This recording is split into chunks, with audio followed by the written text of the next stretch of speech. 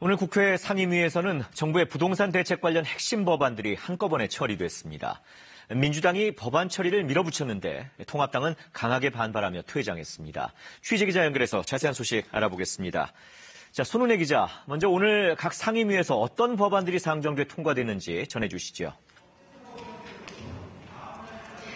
네, 민주당이 오늘 국회 국토위와 기재위, 행안위 전체 회의에서 정부의 부동산 대책 관련 법안들을 한꺼번에 처리했습니다.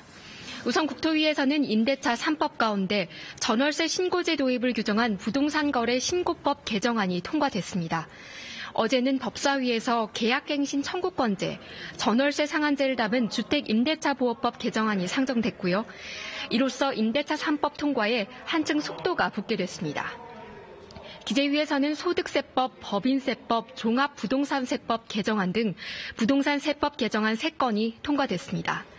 특히 종부세법 개정안에는 다주택자의 종부세 중과세율을 최고 6%까지 올리는 등 다주택자의 세금 부담을 높이는 방안이 담겨 있습니다.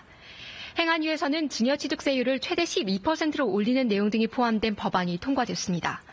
다주택자들이 7.20 부동산 대책 이후에 세금 부담을 덜기 위해서 자녀 등에게 편법으로 증여할 수 있다는 우려에 따른 보완 조치입니다.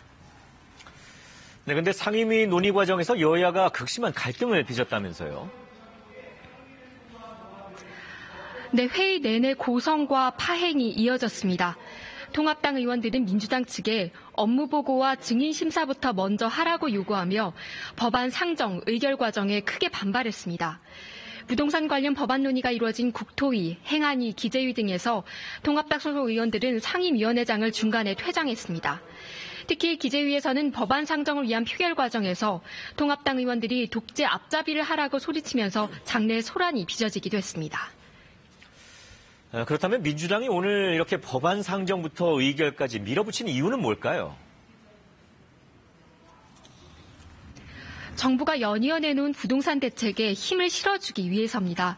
부동산 문제와 관련한 민심이 계속 악화되고 있는 상황에서 하루라도 빨리 법안을 처리해서 문제를 해결하는 모습을 보여줘야 한다는 위기의식이 반영된 것으로 판단됩니다. 민주당의 목표는 다음 달 4일에 열릴 국회 본회의에서 해당 법안들을 모두 처리하는 것입니다.